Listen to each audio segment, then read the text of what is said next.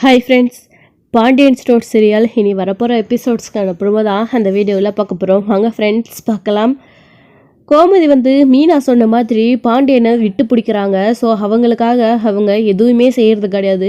கோமதியாக எல்லாத்தையும் பண்ணுவாங்க ஓடி ஓடி அப்படின்னு எதிர்பார்க்குறாங்க பாண்டியன். ஆனால் கோமதி எதையுமே செய்கிறது கிடையாது. அப்படியே வீட்டில் இருக்கவங்க யாராச்சும் செஞ்சாலையும் அவங்கள செய்ய விடாமல் தடுக்கணும் அப்படின்னு கோமதி பார்த்தாங்க. ஸோ ராஜியையும் அரசையும் தடுத்துட்டாங்க. ஆனால் சரவணன் அப்பாக்காக நான் பண்ணுறேன் அப்படின்னு போய் பண்ணார். ஆனால் அது கோமதி பண்ணுற மாதிரி வரலை. அதனால் ரொம்பவே டிஸ்டர்பன்ஸ் ஆகிட்டாரு நம்ம பாண்டியன். அப்படியே அந்த காஃபியை கூட குடிக்காமல் வச்சுட்டு எந்திரிச்சு போயிடுறாரு. ஏன் சாப்பாடு கூட சாப்பிடாம பட்னியாக கிளம்பி போயிடுறாரு. அதுக்கப்புறமா கொஞ்சம் நேரம் கழிச்சு வெளியில் கடைக்கு கிளம்பி போகிறாரு. அங்கே போயிட்டு இருக்கும்போது வழியில் போயிட்டு கடையில் சாப்பிட்டுட்டு போகிறாரு. அவருக்கு கடையில் அப்படி சாப்பிட்டு போனது சுத்தமாக ஒத்துக்கவே இல்லை. இன்றைக்கி ஃபுல்லாக வயிறு ஒரு மாதிரியாகவே இருக்குது கடையில். சரவணனும் கூடவே தான் போகிறாரு. போயிட்டு அப்பாவோட நடவடிக்கை பார்த்துட்டு என்னப்பா ஆச்சு அப்படின்னு கேட்டுக்கிட்டே தான் இருக்காங்க.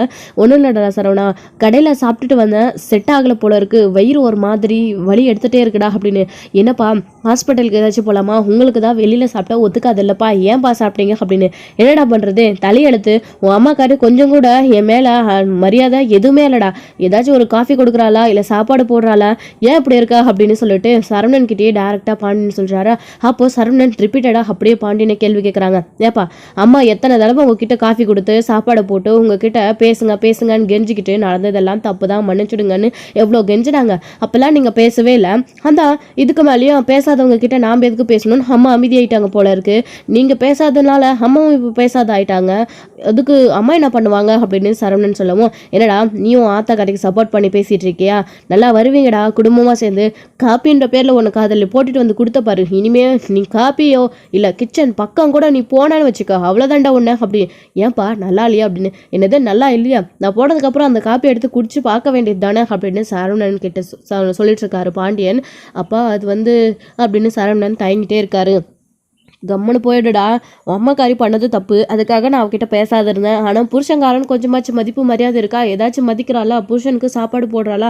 இல்லை, அவளால் தான் இன்றைக்கி நான் ஹோட்டலில் சாப்பிட்டு இந்த அளவுக்கு கஷ்டப்படுறா அப்படின்னு. அப்போ நீங்கள் பேசாமல் அம்மா கிட்ட பேசுங்க அப்படின்னு. அது மட்டும் நடக்காதுரா, அது மட்டும் எப்பயுமே நடக்காது அப்படின்னு சரவணன் கிட்ட சொல்லிட்டு, எனக்கு வயிறு சரியில்லை, நான் ஹாஸ்பிட்டலுக்கு போயிட்டு வரேன், நீ கடையை பார்த்துக்கோ அப்படின்னு சொல்லிட்டு பாண்டியன் அங்கேருந்து எழுந்திரிச்சு கிளம்பி போயிடுறாரு. போனதுக்கப்புறமா இங்கே கடையில் சரவணன் வேலை செஞ்சுட்டு இருக்காரு. அப்போது அஞ்சலிக்கு கால் பண்ணி திரும்பவும் வழக்கம் போல் பேசிகிட்டு இருக்காங்க. என்ன பண்ணுற சரவணா, சாப்பிட்டியா அப்படின்னு சொல்லிட்டு. இங்கே மயில் வேலைக்கு கிளம்புறா அப்படின்னு சொல்லிட்டு எழுந்திரிச்சு ரெடி ஆகிட்டு கிளம்புறாரு. அவருடைய அப்பா கிட்ட சொல்லிட்டு, எங்கேப்பா போகிற மயில் அப்படின்னு. என்னப்பா உங்களுக்கு விஷயம் தெரியாதா, நான் உங்ககிட்ட சொல்லலைல்ல, நான் வேலைக்கு போகிறப்பா நேற்றுலேருந்து, அப்போ தான் அங்கே தான் இங்கே நான் கிளம்புறேன் அப்படின்னு. என்னம்மா வேலை அப்படின்னு. வயசானவங்களை பார்த்துக்கணும்ப்பா, அங்கே தான் நான் கிளம்பிட்டு இருக்கேன் அப்படின்னு சொல்லிட்டு மயில் அவங்க அப்பா கிட்ட சொல்லிட்டு, நான் வரேன்ப்பா அப்படின்னு கிளம்புறாங்க. ஏன் மயில் சாப்பிட்டியா அப்படின்னு கேட்குறாங்க. இல்லைப்பா அப்படின்னு. எங்கம்மா ஏன் பட்டியா போகிற, சாப்பிட்டுட்டு போ அப்படின்னு. இல்லைப்பா பரவாயில்ல இருக்கட்டும் அப்படின்னு சொல்லிட்டு, எனக்கு பசி இல்லை அப்படின்னு சொல்லிட்டு மயில் கிளம்புறாங்க. எத்தனை நாளைக்குமா பசி இல்லாமையே இருக்கும், இப்படியே சொல்லிட்டு இருக்க போற, உன் அம்மா கிடைக்கிற, நீ சாப்பிட்டுட்டு போமா அப்படின்னு சொல்கிறாங்க. மயில் இருக்கட்டும்ப்பா பரவாயில்ல அப்படின்னு சொல்லிட்டு கிளம்பிடுறாங்க. யோ அவளுக்கு பசி எடுத்தா அவள் போட்டுட்டு சாப்பிட போகிறா, எதுக்கு இப்போ அவளை கெஞ்சிக்கிட்டு உட்காந்துட்ருக்க அப்படின்னு. பாக்கியம் நீ சும்மா இரு பாக்கியம், அவள் வீட்டில் சும்மா இருந்தப்போ தான் மயிலை பிடிச்சி அந்த திட்டிகிட்டு இருந்தேன். அவளே புருஷனை பிரிஞ்சு இங்கே கஷ்டத்தில் உட்காந்துட்ருக்கா. அவளோட நிலைமைக்கு யார் காரணம்? நாம தானே. மயில் ஒன்றும் வேணும்னே இங்கே உட்காந்துட்டு இல்லையே. நாம் சொன்ன பொய்யல்ல, அவள் புருஷன் வீட்டில் தெரிஞ்சு அவளை அனுப்பி விட்டுட்டாங்க. எல்லா விஷயமும் தெரிஞ்சதுக்கப்புறமும் ஏற்றுக்கோன்னா அவங்க வீட்டில் எப்படி ஏற்றுப்பாங்க? நீ சொல்கிறது கொஞ்சமாச்சும் நியாயமாக இருக்குது பாக்கியம். அந்த வருஷத்தில் மயிலே இங்கே உட்காந்துட்டு இருக்கா, அவளை தண்டை சோறு அது இதுன்னு சொல்லிட்டு இருந்தேன். இப்போ அவள் வேலைக்கு போகிறா, சம்பாதிக்கும் போதாச்சு அவளுக்கு சாப்பாடு போடணும்ல, சும்மா இருக்கான்னு சொன்னேன். அதான் அவள் வேலைக்கு போகிறாள். இப்போ கூட பிள்ளைக்கு 4 வயசு சோறு போடணும்னு உனக்கு தோணலையா பாக்கியம்? என்ன பாக்கியம் இப்படி பண்ணிட்டு இருக்க நீ அப்படின்னு. யோ இப்போ தானே வேலைக்கு போக ஆரம்பிச்சிருக்கா, இன்னும் சம்பாதிச்சுட்டு சம்பளத்தை முழுசாக கையில் கொடுக்கலையே. அப்புறம் உன் பொண்ணு கையில் சம்பளத்தை கொண்டு கொடுத்துட்டாள்னா அப்புறம் அவளுக்கு எல்லாத்தையும் செய்யலாம் சரியா? இப்போ நீ வாயை மூடிட்டு அமைதியாரு, அவளுக்கு சப்போர்ட் பண்ணிட்டு இருந்தா உனக்கும் சோறு போட மாட்டேன் அப்படின்னு சொல்லிட்டு பாக்கியம் சொல்கிறாங்க. அவருடைய அப்பாவும் அமைதியாயிடுறாங்க. மயில் கிளம்பி வீட்டுக்கு அதாவது வேலைக்கு போயிட்டு இருக்காங்க. அப்போது சரவணனுக்கு திரும்பவும் கால் பண்ணிக்கிட்டே இருக்காங்க. மயிலோடைய ஃபோன்லேருந்து ஃபோன் வரதுனால ஸோ திரும்பவும் ஃபோன் அட்டன் பண்ணுறதே கிடையாது. சரவணன் இவளுக்கு எப்போ பார்த்தாலும் இதே வேலை அப்படின்னு. இன்னொரு பக்கம் இங்கே மயிலுக்கு என்ன இது எப்போ ஃபோன் பண்ணாலும் பிஸினே வருது எங்கேஜாகவே இருக்குது அப்படின்னு சொல்லிட்டு யோசிச்சுட்டே இருக்காரு. அப்படி யார்கிட்ட மாமா பேசுவார் அப்படின்னு அப்படி போயிட்டு இருக்கும்போது தான் கடைக்கு போய் பார்க்கலாமா அப்படின்னு சொல்லிட்டு போகிறாங்க. போய் பார்த்தா தூரத்துலேருந்து பார்க்குறாங்க யார்கிட்டயும் சரவணன் பேசிக்கிட்டே இருக்காரு. அதுக்கப்புறம் அமைதியாக மயிலுமே போயிடுறாங்க. எதுக்கு அவர்கிட்ட போய் காலையில் தேவையில்லாமல் சண்டை வச்சுக்கிடும், யாருக்கிட்டே அவர் ஃபோனில் தான் பேசிகிட்டு இருக்காரு, ஒரு வேளை ஆர்டர் விஷயமா ஏதாச்சும் பேசிகிட்டு இருப்பார் போல இருக்குது, கடையில் தானே இருக்காரு அப்படின்னு சொல்லிட்டு மயிலே அமைதியாக போயிடுறாங்க. எப்படியோ நம்ம போய் மாமா கிட்ட பேசினா அவங்க முகம் கொடுத்து கூட பேச மாட்டாங்க அப்படின்றது நல்லாவே மயிலுக்கு தெரியும். அதனால கிளம்பி நேராக வேலைக்கு டைம் ஆகுது அப்படின்னு சொல்லிட்டு அங்கே கிளம்பி போயிடுறாங்க. அப்படி போயிட்டு இருக்கும்போது தான் மயிலுக்கு மீனா கால் பண்ணுறாங்க. அக்கா என்னக்கா வேலைக்கு போயிட்டுருக்கீங்களா, போகிறீங்களா, ஓகே தானா அப்படின்னு எல்லாம் கேட்குறாங்க. எல்லாம் ஓகே தான் மீனா அப்படின்னு. சரிங்கக்கா அதுக்காக தான் கால் பண்ணேன், சாப்பிட்டீங்களாக்கா அப்படின்னு கேட்குறாங்க. ஆ நான் சாப்பிட்டேங்க மீனா அப்படின்னு போய் சொல்லிடுறாங்க. என்னக்கா சாப்பிட்டீங்க அப்படின்னு கேட்கும்போது அதுவா அது வந்து இட்லியும் சட்னியும் தான் மீனா அப்படின்னு சொல்கிறாங்க. என்னக்கா தயங்கி பதில் சொல்கிறீங்க, என்ன சாப்பிட்டீங்கன்னு கூட ஞாபகம் இல்லையா, இல்லை போய் சொல்கிறீங்களா அப்படின்னு சொல்கிறாங்க. அதெல்லாம் ஒன்றும் இல்லை மீனா நான் சாப்பிட்டேன் அப்படின்னு சொல்லிடுறாங்க. மீனாவுக்கு அதிலிருந்தே அவங்க சாப்பிடல அப்படின்றது புரிஞ்சிடுது. சரிக்கா நானும் வேலைக்கு தான் போயிட்டுருக்கேன், அதான் நீங்கள் என்ன பண்ணுறீங்களோன்னு சொல்லிட்டு கால் பண்ணேன். சரிக்கா நான் வைக்கட்டுமா அப்படின்னு சொல்லவும் சரி மீனா ரொம்ப தேங்க்ஸ் மீனா இந்த வேலை வாங்கி கொடுத்ததுக்காக அப்படின்னு சொல்கிறாங்க. என்னக்கா இதுக்கு எதுக்கு எனக்கு தேங்க்ஸு, வீட்டில் எல்லா விஷயத்த சொல்லிட்டீங்களாக்கா அப்படின்னு சொல்கிறாங்க. எல்லாம் சொல்லியாச்சு மீனா அப்படின்னு. என்னக்கா வேலைக்கு போகிறீங்க அப்படின்னு சொன்னதுக்கு அப்புறமாச்சு உங்கள் அம்மாவோட மனசு மாறுச்சா இல்லை அப்படின்னு கேட்குறாங்க. அதெல்லாம் எதுவுமே இல்லை மீனா, வழக்கம் போல தான் அப்படின்னு. முதல்ல சம்பளம் எம்புட்டுன்னு தான் என் அம்மா கேட்டாங்க, நீ சாப்பிட்டியா, எங்கே வேலைக்கு போகிற, என்ன பண்ணுறனால என் அம்மா கேட்கவே இல்லை அப்படின்னு சொல்கிறாங்க. என்னக்கா இப்போ கூட எம்புட்டு சுயநலவாதியாக இருக்காங்க அப்படின்னு. ஆமாம் மீனா இப்போ தானே அவங்கள பற்றி எனக்கே முழுசாக தெரிய வருது, இப்படியெல்லாம் அவங்க நடந்துப்பாங்க அப்படின்ற விஷயம் முன்னாடி தெரிஞ்சிருந்தா இந்த பொய் எதையும் நான் சொல்ல விட்டுருக்க மாட்டேன், கல்யாணத்துக்கு முன்னாடியே மாமா கிட்ட எல்லா விஷயத்தையும் நான் சொல்லியிருப்பேன், தப்பு தான், நான் சொல்லாமல் மறைச்சது தான் என்னுடைய பெரிய தப்பை, அதுக்கு தான் இப்போ தண்டனை அனுபவிக்கிறேன் அப்படின்ற மாதிரி மயில் பேசிகிட்டு இருக்காங்க. விடுங்கக்கா எதுக்கு நடந்த விஷயத்த பேசிக்கிறேன் அப்படின்னு சொல்லிட்டு அமைதியாக ஃபோனை கட் பண்ணிடுறாங்க மயில். அவங்களுடைய கஷ்டத்தை எல்லாத்தையும் புரிஞ்சுக்கிட்ட மீனா அந்த அக்காவுக்கு கால் பண்ணுறாங்க. மீனாவுக்கு அந்த வேலை வாங்கி கொடுத்தாங்க இல்லையா அவங்களுடைய அக்காவுக்கு, அந்த அக்காவுக்கு கால் பண்ணி மயிலாக்கா வீட்டில் சாப்பிடாம தான் வராங்க, அவங்க வீட்டில் நடக்கிற பிரச்சனைனால தினமும் அவங்களுக்கு நீங்கள் சாப்பாடு கொடுத்துட்றீங்களா 3 வேளை, நான் வேணால் அதுக்கு தனியாக அவங்களுக்கு பணம் கொடுக்குறேன் அப்படின்னு சொல்கிறாங்க. என்ன மீனா என் மாமியாரை பார்த்துக்கிறாங்க, அவங்க எவ்வளோ வேணாலும் சம்பளம் கொடுங்கன்னு 10,000 கொடுக்குறேன்னு எல்லாத்துக்கும் தலையாக ஆடிட்டாங்க. அது மட்டும் இல்லாமல் அவங்க சொன்னதை விட வேலை நல்லாவே செய்கிறாங்க, ஒரே நாளே நான் எல்லாத்தையும் பார்த்துக்கிட்டேன், என் மாமியாரை அவ்வளோ பொறுப்பாக பார்த்துக்கிறாங்க, அவங்களுக்கு நான் 3 வேளை சாப்பாடு கூட போட்டு கொடுக்க மாட்டேனா, சம்பளத்தோடு சேர்த்தியே அதையும் நான் செய்கிறேன் மீனா, வீடு இதுக்கெல்லாம் எதுக்கு நீ தனியாக அப்படின்னு சொல்லவும் ரொம்ப தேங்க்ஸ்க்கா அப்படின்னு. சரிங்கக்கா மயிலக்கா வந்தால் மறக்காமல் அவங்களுக்கு சாப்பாடு கொடுத்துருங்க, அவங்க சாப்பிட்டேன்னு போய் தான் சொல்லுவாங்க, ஆனால் அவங்க உண்மையிலே சாப்பிடல, நீங்கள் அவங்களுக்கு சாப்பாடு கொடுத்துருங்க அப்படின்னு மீனா கால் கட் பண்ணிடுறாங்க. அதுக்கப்புறம் மயில் வேலைக்கு போகிறாங்களா, போன உடனே அவங்க கிளம்பி ரெடியாக இருக்காங்க. அப்புறம் மாமியாரை பார்த்துக்கோங்க நான் கிளம்புறேன் அப்படின்னு சொல்லிட்டு கிளம்புறாங்க. சரிக்கா நீங்கள் கவலைப்படாமல் போங்க, நான் உங்கள் மாமியாரை பத்திரமா பார்த்துக்கிறேன் அப்படின்னு மயில் சொல்கிறாங்களா. அப்புறமா தான் போகும்போது ஹாட் பாக்ஸில் உனக்கு டிஃபன் எடுத்து வச்சுருக்கேன், இட்லியும் சட்னியும் சாம்பார் இருக்குது, நீ சாப்பிட்டுக்கோமா நான் கிளம்புறேன் அப்படின்னு சொல்கிறாங்க.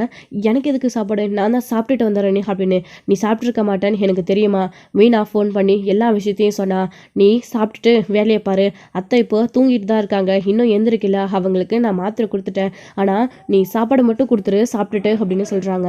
சரிங்கக்கா அப்படின்னு சொல்லிடுறாங்க மயிலுமே. மீனா எல்லாத்தையும் நம்மளை பற்றி நல்லா புரிஞ்சு வச்சுருக்கா, உண்மையிலே மீனாவை நம்ம இந்த அளவுக்கு கஷ்டப்படுத்திருக்கக்கூடாது, அவளுக்கும் நம்ம சின்ன சின்ன பிரச்சனைகள் தொந்தரவு கொடுத்துருக்கோம், அது எல்லாத்தையும் மறந்துட்டு மீனா நமக்கு எவ்வளோ நல்லது பண்ணுறா அப்படின்னு அதை நினச்சி மயில் சந்தோஷப்படுறாங்க.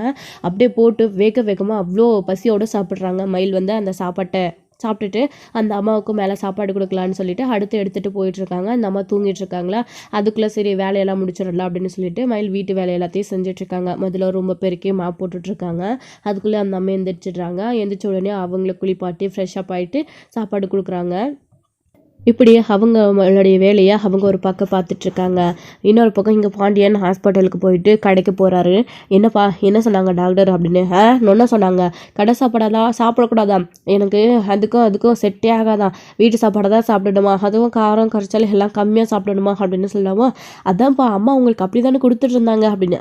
கொடுத்தா உன் அம்மா அப்படின்னு சொல்லவும், சாரிப்பா நான் பேசவே இல்லை அப்படின்னு சரவணன் அமைதியாயிடுறாங்க. போயிட்டு டெலிவரி ஒன்று இருக்குது அதை கொடுத்துட்டு வந்துடும் அப்படின்னு சொல்லவும், சரிங்கப்பா அப்படின்னு சரவணன் டெலிவரி எடுத்துகிட்டு அப்போ தான் கடையை பார்த்துக்கிறான்னு சொல்லிட்டு கிளம்புறாங்க.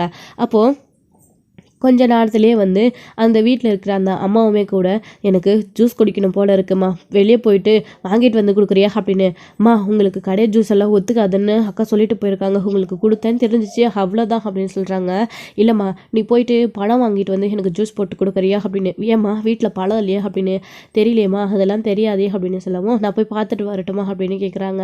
சரி அப்படின்னு சொன்ன உடனே வயலில் எல்லா இடத்துலையும் போய் பார்க்குறாங்க, வீட்டில் ஃப்ரூட்ஸ் இல்லை. அப்போது சரி வீட்டில் ஃப்ரூட்ஸ் இல்லையாடுங்குது, என்ன பண்ணுறது அப்படின்னு. அம்மா வீட்டில் ஃப்ரூட்ஸ் இல்லைம்மா அப்படின்னு சொல்கிறாங்க. அதுக்கு தான் சொன்னேன், கடையில் போய் பழம் வாங்கிட்டு வந்து எனக்கு ஜூஸ் போட்டு கொடுக்குறியா அப்படின்னு கேட்கவும், சரி அப்படின்னு சொல்லிட்டு கிளம்புறாங்க. என்னம்மா இப்படி தனியாக போவ, கையில் பணம் இல்லாமல், அதில் பணம் இருக்குது பாரு எடுத்துகிட்டு போ அப்படின்னு. பரவாயில்லம்மா என்கிட்ட இருக்குது நான் வாங்கிட்டு வரேன் அப்படின்னு சொல்கிறாங்க.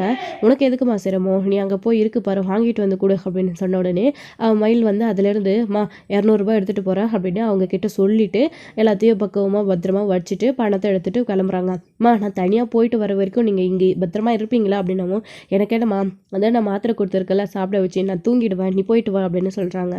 அதுக்கப்புறம் மயிலுமே வந்து சரிம்மா நான் போயிட்டு உடனே வந்துடுறேன், பக்கத்தில் இருக்கிற கடையில் தான் நான் வாங்கிட்டு வந்துடுறேன் அப்படின்னு சொல்லிட்டு மயில் கிளம்பி போயிட்டுருக்காங்க. அப்போ தான் அங்கே சரவணனும் டெலிவரி முடிச்சுட்டு அந்த வழியாக தான் வீட்டுக்கு அதாவது கடைக்கு போயிட்டுருக்காரு. அப்போது மயிலும் அந்த வழியாக போகிறாங்க. அதே சமயத்தில் அந்த வழியாக அஞ்சலியும் போயிட்டுருக்காங்க. சரவணன் அஞ்சலியை பார்த்த உடனே என்ன அஞ்சலி இந்த சைடு அப்படின்னு. இல்லை சரவணா வீட்டுக்கு தான் போயிட்டுருக்கேன் அப்படின்னு. ஓ சரி நான் கடைக்கு போயிட்டுருக்கேன், உன்னை அப்படியே விட்டுட்டு போயிடட்டுமா அப்படின்னு சொல்லி கேட்குறாங்க. உனக்கு எதுக்கு சரவணா சிரமம், நீ கடையில் வேலையாக இருப்ப, நீ வேலைக்கு போய் பாரு, நான் வீட்டுக்கு போய்க்கிறேன் அப்படின்னு. இதில் என்ன சிரமம் இருக்குது, நான் அந்த வழியாக போகிறேன், உன்னை கூட்டிட்டு போய் விட போகிறேன் அவ்வளோதானே அப்படின்னு. அப்போ தான் மயில் அந்த கடையில் பழத்தை வாங்கிட்டு திரும்பவும் வீட்டுக்கு வந்துட்டுருக்காங்க. அப்போ தான் இவங்கள பார்க்குறாங்க. யார் இவங்க, மாமா யாருக்கூடையோ போயிட்டுருக்காரு அப்படின்னு சொல்லிட்டு திரும்பி பார்க்குறாங்க. பார்த்துட்டு அவங்களுக்கு கால் பண்ணுறாங்க. அப்போ சரவணனை பார்த்த உடனே அதாவது மயில் கால் பண்ணுறாங்க, எடுக்கிறதே கிடையாது. சரவணன் அப்படியே கட் பண்ணி வச்சுட்டு திரும்பவும் உட்கார வச்சு வா அஞ்சலி போகலான்னு கூட்டிகிட்டு போயிடுறாங்க. என்ன நான் கால் பண்ணுறேன், மாமா எடுக்கவே மாட்டேன்றாரு, அம்மா யார் இந்த பொண்ணு அப்படின்னு சொல்லிட்டு பார்த்துட்டே இருக்காங்க மயில்.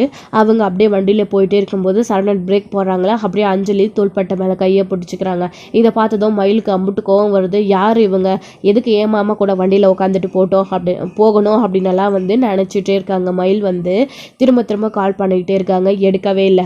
அப்போ தான் எங்கள் மயில் என்ன பண்ணுறாங்க அப்படின்னா, பக்கத்தில் ஒரு ஆட்டோ வருதா, அந்த ஆட்டோவை பிடிச்சி ஆனால் அந்த வண்டியை ஃபாலோ பண்ணி மடக்கி நிறுத்துங்க அப்படின்னு சொல்லிட்டு மயில் அந்த ஆட்டோவில் ஏறி வேகமாக போகிறாங்க. சரவணன் அஞ்சலி உட்கார வச்சுட்டு போயிட்டே இருக்காங்க. அப்போ தான் போயிட்டு வழியில் அப்படியே மடக்கி பிடிச்சிட்றாங்க. மயில் ஆட்டோவை நிறுத்தின உடனே ஆட்டோக்காரு குறுக்க வந்துட்டாங்கன்னு சரவணனுமே வண்டியை நிறுத்திடுறாரு. நிறுத்தின உடனே அஞ்சலியுமே கீழே இறங்கிடுறாங்க. இறங்கின உடனே இங்கே சரவணன் வந்து அந்த ஆட்டோக்காரருக்கு சண்டை போட்டுட்ருக்காங்க. ஏன் கண்ணு தெரியலையா, இப்படியா வந்து வண்டியை நிறுத்து கீழே விழுந்துருந்தா என்ன ஆகிறது அப்படி இப்படின்னு சொல்லிட்டு இருக்கும்போது தான் மயில் ஆட்டோலேருந்து இறங்கி வராங்க. பார்த்த உடனே சரவணனுக்கு ஷாக்கு, இவளா அப்படின்னு சொல்லிட்டு. அப்போ தான் இவங்களுமே பார்த்துட்டு யார் இவங்க அப்படின்னு நினச்சிட்டு இருக்காங்க. ஓ அன்னைக்கு கடையில் பார்த்தோம்ல சரவணனோட ஒய்ஃப் இவங்க தானா அப்படின்னு சொல்லிட்டு சொன்ன உடனே, மாமா யார் இவங்களை எதுக்கு நீ உட்கார வச்சுட்டு போகிற அப்படின்னு கேட்கவும், நீ எதுக்கு இதெல்லாம் கேட்டுட்டு இருக்க, உனக்கு இது தேவையில்லாத விஷயம், அஞ்சலி நீ உட்காரு நம்ம போகலாம் அப்படின்னு.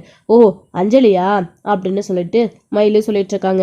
இப்போ எதுக்கு வழியில் போயிட்டு இருக்கவனும் வம்படியாக அப்படி மறைச்சி வச்சுக்கிட்டு தேவையில்லாமல் கேள்வி கேட்டுட்டு இருக்க, அதான் உனக்கு எனக்கு எதுவும் இல்லைன்னு ஆயிடுச்சுல, அப்புறம் என்ன அப்படின்னு சொல்லிட்டு சரவணன் கேட்கவும், ஓ அப்போ உங்களுக்கும் எனக்கும் எதுவும் இல்லைன்னு ஆயிடுச்சு, நம்ம 2 பேருக்கும் டிவோர்ஸ் நடக்க போகுது அப்படின்னு தான் அடுத்து நீங்கள் வேற ஒரு துணையை தேட ஆரம்பிச்சிட்டிங்களா அப்படின்னு சொல்லவும் சரவணனுக்கு அம்புட்டு கோவம் வருது. ரோடுன்னு கூட பார்க்காம அப்படியே வண்டி எடுத்துட்டு உன்ன அப்படின்னு சொல்லிட்டு அடிக்க கை ஓங்குறாங்க. சரவணா என்ன பண்ணிட்டு இருக்க நீ, சரவணா அப்படின்னு சொல்லிட்டு அஞ்சலி வந்து தடுத்துடுறாங்க சரவணனோட கையை பிடிச்சி. அப்புறம் மயில் வந்துட்டு, என்ன மாமா குற்றமலை நெஞ்சு குறுகுறுக்குதா, உண்மையாக சொன்னால் கோவம் வருதா, பாருங்க உங்ககிட்ட பேசிட்டு இருக்கும்போது இவளுக்கு எதுக்கு கோவம் வருது, இவ பாருங்க உங்க கையை பிடிச்சிட்டு இருக்க, ஏய் கையை எடு, ஏன் மாமா கையை பிடிக்க, உனக்கு என்ன தைரியம் இருக்கு, உனக்கு என்ன தகுதி இருக்கு, பொண்டாட்டி நான் பக்கத்தில் நிற்கும் போது நீயே கையாக பிடிச்சிட்டு இருக்க அப்படின்னலாம் வந்து அஞ்சலியை பார்த்து மயில் கேட்குறாங்க. உனக்கு இந்த அளவுக்கு வாயை அழிச்சாடி, நீ எப்படி இப்படி கேட்கலாம், இங்கே பாரு அவள் அஞ்சலி என் ஃப்ரெண்டு, மற்றபடி எங்களுக்குள்ளே இன்னும் இல்லை, நீ தேவையில்லாமல் அவன் மேலே சந்தேகப்பட்டு இப்படியெல்லாம் பேசிகிட்டு இருக்காது, உன் புத்தி ஏண்டி இப்படியெல்லாம் போயிட்டுருக்க, அது சரி என் அம்மாக்கிட்டேயே என்னை பற்றி இப்படி தானே நீ பேசினவ, உனக்கு எப்படி போகும் புத்தி, சி வழியை விடு அஞ்சலி நீ உட்காரு நம்ம போகலாம் அப்படின்னு. மாமா நில்லுங்க, எனக்கு ஒரு பதில் சொல்லாமல் நீங்கள் போகக்கூடாது, ஃபோன் பண்ணால் எடுக்க மாட்டேன்றீங்க, மணிக்கணக்காக ஃபோன் யார்கிட்ட பேசிகிட்டே இருக்கீங்க, நான் ஃபோன் பண்ணேன்னு தெரிஞ்சோ எடுக்காமையே கட் பண்ணி விடுறீங்க, என் குரலை கேட்டாவே கட் பண்ணி விடுறீங்க, அப்படி என்னை விட இவங்க உங்களுக்கு முக்கியமாக போயிட்டாங்களா, இவங்க கிட்ட தான் நீங்கள் மணிக்கணக்காக பேசுகிறீங்களா அப்படின்னலாம் வந்து மயில் கேட்டுகிட்டே இருக்காங்க. உனக்கு இது தேவையில்லாத விஷயம், அஞ்சலி நீ உட்கார் அப்படின்னு சொல்லிட்டு சரவணன் மயில் பேசுகிற எதையுமே காது கொடுத்து கேட்காம அஞ்சலி கூப்பிட்டு கிளம்பி தான் பார்க்குறாரு. அப்போது மயிலுமே எவ்வளவோ போராடி பார்க்குறாங்க, அவங்க பாட்டுக்கு கிளம்பி போயிட்டே இருக்காங்க. அப்போ தான் மயில் இருந்துக்கிட்டு அண்ணா ஆட்டோவை எடுங்கண்ணே அப்படின்னு சொல்லிட்டு அவங்க வீட்டாண்டு போய் இறங்கிட்டு பழத்தை வாங்கிட்டு போய் அந்த அம்மாவுக்கு ஜூஸ் போட்டுட்ருக்காங்க. ஜூஸ் போட்டு போயிட்டு பார்த்தா தூங்கிட்டு இருக்காங்களா. ஸோ அப்படியே ஜூஸை மூடி வச்சுட்டு அங்கேயே உட்காந்துடுறாங்க. மாமா இதுக்கு தான் நம்ம ஃபோனையும் எடுக்க மாட்டேன்றாங்களா, நம்ம வேணான உடனே வேறு ஒருத்தர் தேட ஆரம்பிச்சிட்டாரா, கேட்டால் ஃப்ரெண்டுன்னு சொல்கிறாரு, ஃபோன் பண்ணாலும் பேச மாட்டேன்றாரு, அவளுக்கு எவ்வளோ தைரியம் இருக்கோ ஏன் முன்னாடி இப்படி எல்லாம் பிடிச்சிட்டு போயிட்டுருக்காளே அப்படின்னு சொல்லி மயில் ரொம்பவே வருத்தப்படுறாங்க. இந்த விஷயத்தை பற்றி மீனா கிட்ட சொல்லலாமா அப்படின்னு சொல்லிட்டு உடனே மீனாவுக்கு கால் பண்ணுறாங்க. ஹலோ சொல்லுங்கக்கா அப்படின்னு. என்ன மீனா, எனக்கு சாப்பாடு கொடுக்க சொல்லி அந்த அக்கா கிட்ட சொல்லியிருக்கேன், ரொம்ப தேங்க்ஸ் மீனா அப்படின்னு சொல்கிறாங்க. இது கேட்க எனக்கு ஃபோன் பண்ணி தேங்க்ஸ் சொல்கிறீங்க அப்படின்னு. இல்லை மீனா, நான் சொல்லாமலே என்னோட பிரச்சனையை புரிஞ்சுக்கிட்டேன் அப்படின்னு சொல்லிட்டு இருக்காங்க. சரி விடுங்கக்கா, இப்போ சாப்பிட்டீங்களா அப்படின்னு. இன்னும் இல்லை மீனா, அப்புறம் தான் சாப்பிடணும் அப்படின்னு. சரி அப்புறம் என்னக்கா வேலையில் எப்படி போயிட்டுருக்கு அப்படின்னு. மீனா அதை விட மீனா உங்ககிட்ட ஒரு விஷயம் சொல்லணும், நீ தப்பாக நினச்சிக்க கூடாது அப்படின்னு. சொல்லுங்கக்கா என்ன விஷயம் அப்படின்னு. இல்லை மாமாவை வர வழியில் பார்த்தேன், யாரோ ஒரு பொண்ணு கூட போயிட்டு இருந்தாரு, அவனை வழியை மறைச்சு கேட்டேன் யாருன்னு, ஆனால் மாமா எந்த பதிலும் சொல்லலை, கேட்டதுக்கு ஃப்ரெண்டுன்னு மட்டும் தான் சொல்கிறாரு. ஆனால் அஞ்சலின்னு கூப்பிட்டாரு, உனக்கு தெரியுமா மீனா அவருடைய ஃப்ரெண்டு தானே அவர். எனக்கு ரொம்ப பயமாக இருக்கு மீனா, ஒரு வேளை நான் இல்லாததும் மாமா வேறு ஏதாச்சும் முடிவு எடுத்துட்டாரான்னு எனக்கு தோணுச்சு மீனா, அதுக்கு தான் மீனா உன்னை கேட்டேன் அப்படின்னு. உடனே மீனாவுமே பயங்கர அதிர்ச்சி ஆகுறாங்க. ஸோ இதோட இந்த எபிசோட் வந்து முடிச்சிருக்காங்க. அடுத்தடுத்த எபிசோடில் என்ன நடக்க போகுது, அவங்க யாருன்ற விஷயத்த மயில் கிட்ட மீனா சொல்வாங்களா, என்ன நடக்க போகுது அப்படின்றத வெயிட் பண்ணி நெக்ஸ்ட் வீடியோவில் பார்க்கலாம் ஃப்ரெண்ட்ஸ். தேங்க்யூ.